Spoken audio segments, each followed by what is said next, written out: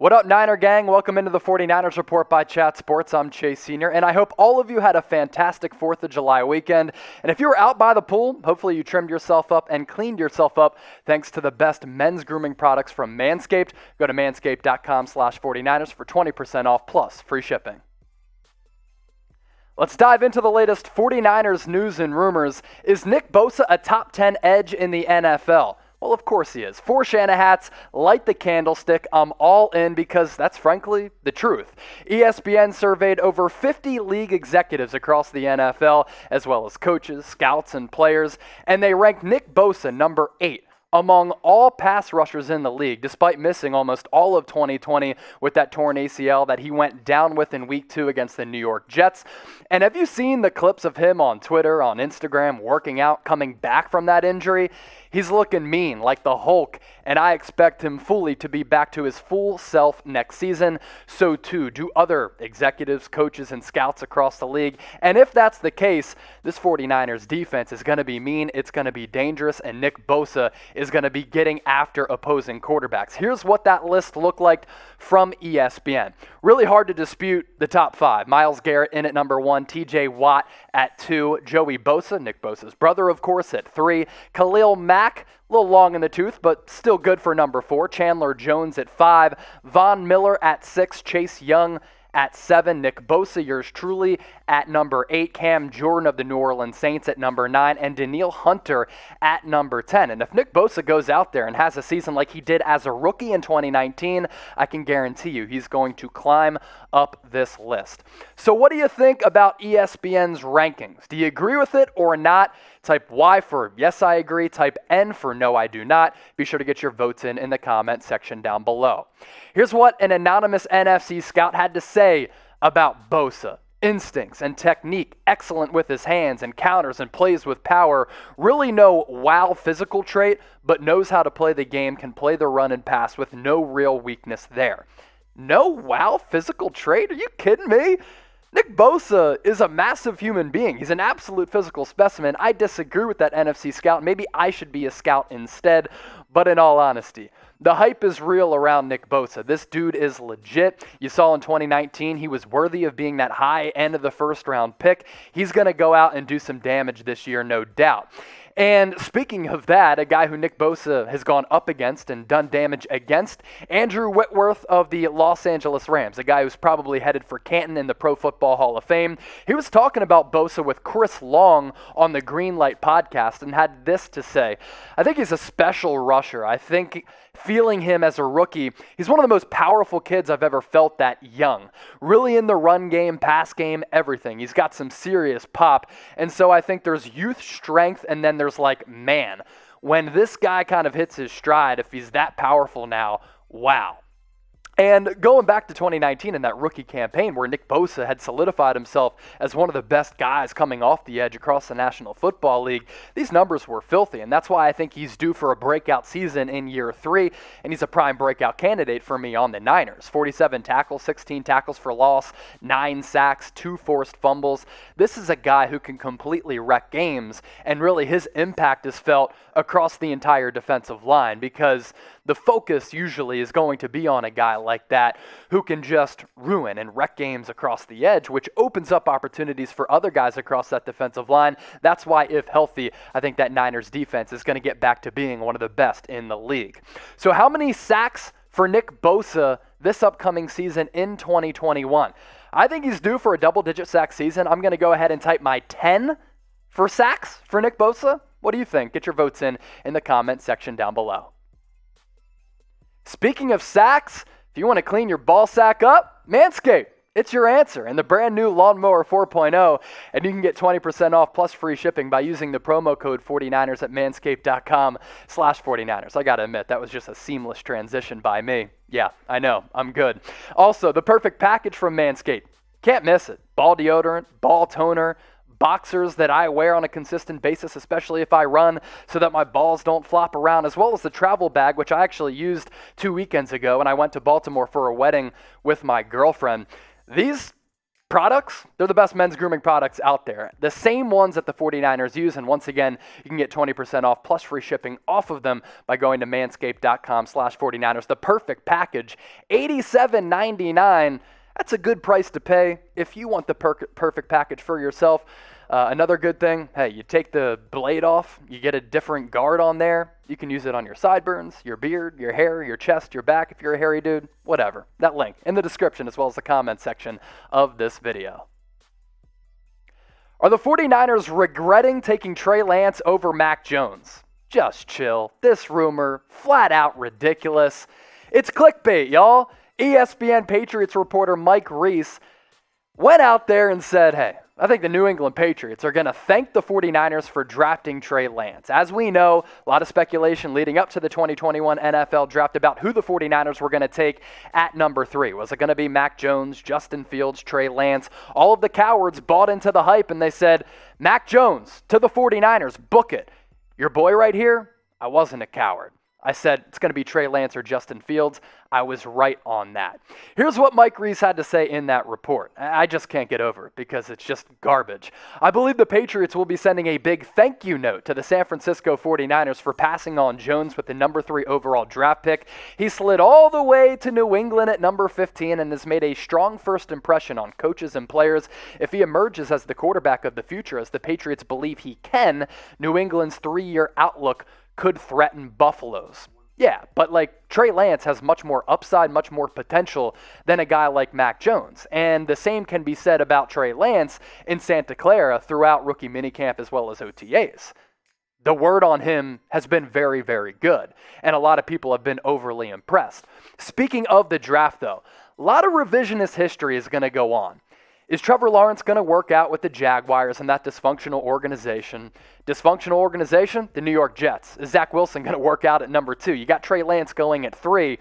The Bears move up to take Justin Fields, and then Mac Jones falls to the Patriots at number 15. So 5 years from now, a lot of revisionist history going on. Who's going to be the best quarterback out of this class?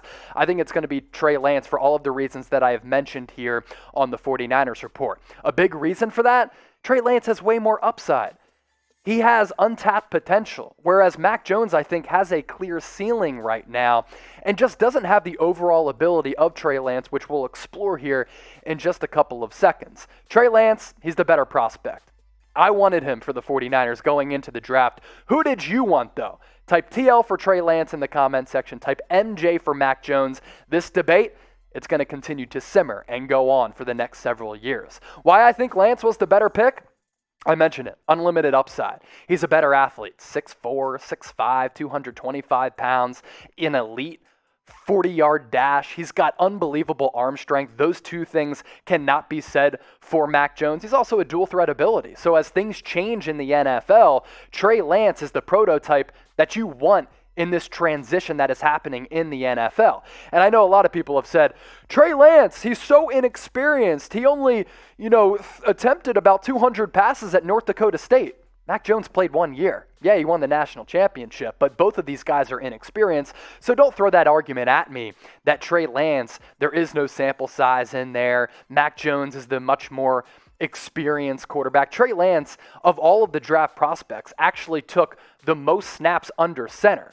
So the big thing on Mac Jones was he's the most pro-ready. Trey Lance, you can also say the same thing, that he was also pro-ready because he played in a pro system and also had the ability and the power to make checks and changes and audibles at the line of scrimmage. So just chill on this one. I don't know what Mike Reiss was setting out to do by saying this. Obviously, he has had the opportunity to watch Mac Jones up close and personal throughout this offseason workouts with New England. And the takeaways early were, Mac Jones doesn't have the best arm. He's not the greatest athlete. Side note, he's also wearing the number 50. Come on now. But out of Santa Clara, it's wow. Trey Lance, great athlete, great arm. He's kind of taking, onus of the system already, and he's really mastering everything. His veteran teammates have had a lot of great things to say. Help get the 49ers report to 37,000 subscribers. We're one of the biggest and the best 49ers channels here on YouTube. A couple ways for you to subscribe. Either hit that red subscribe button down below or go to youtube.com/49ers TV. Free videos almost every single day. And as we get closer to the 2021 NFL season, we're going to up our game here at Chat Sports. More subscribers, more videos. Subscribe right now. Trey Lance, Jimmy Garoppolo hitting it off. A moderate 3 Shanahats.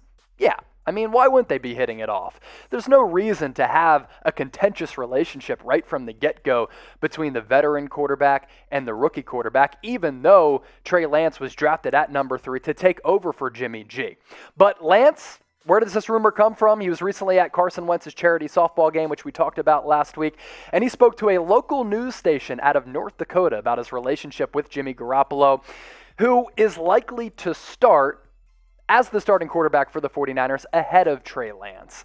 And I think that's the solid move for a few reasons. Jimmy Garoppolo has gone out there and shown that he's a really quality player, and also you don't want to rush Trey Lance's development if he's not ready. But this is what Lance had to say about his friendship, his kinship with Jimmy G.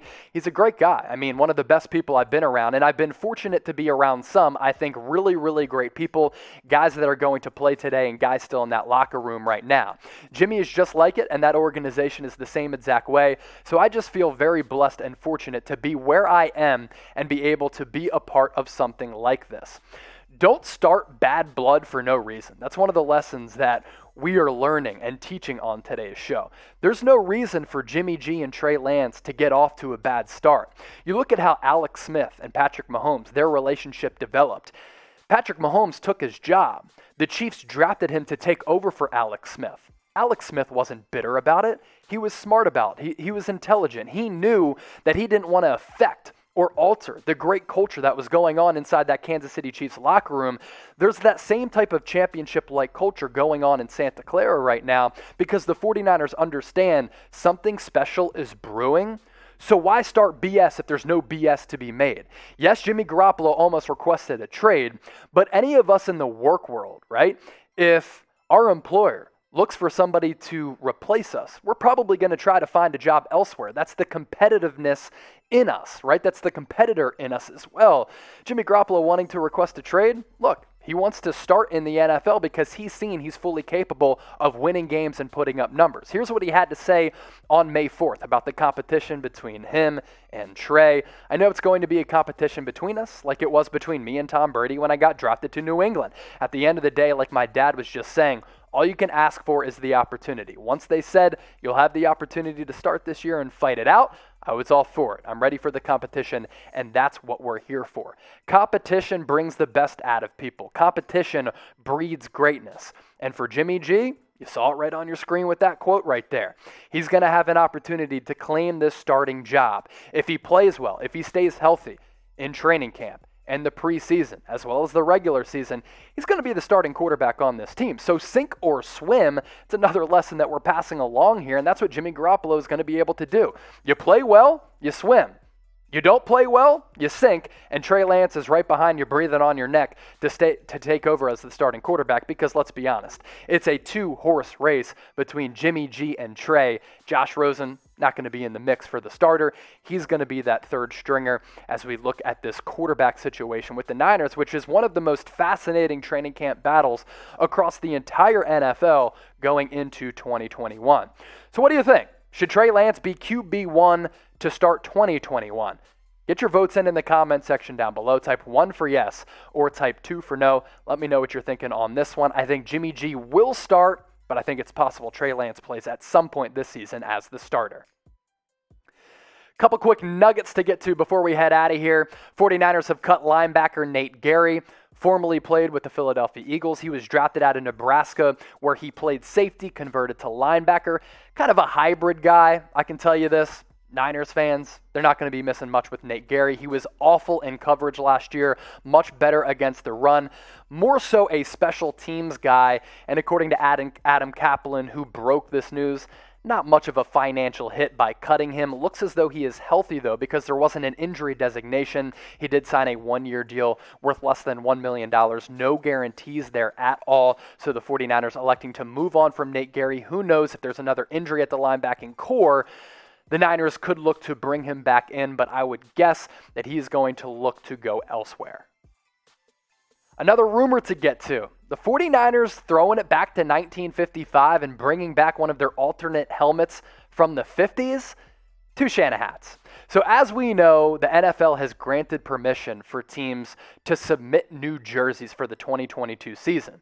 And last week we talked about how the Niners are going to be throwing it back to 1994 this season to pay homage to that 1994 team, that beat the San Diego Chargers and absolutely throttled them in the Super Bowl game thanks to Steve Young and Jerry Rice going off. Those jerseys from 1994 at the time paid homage to the 1955 jerseys, but they wore the current helmets, and this year they're also going to be wearing the current helmets. But could there be a change next season?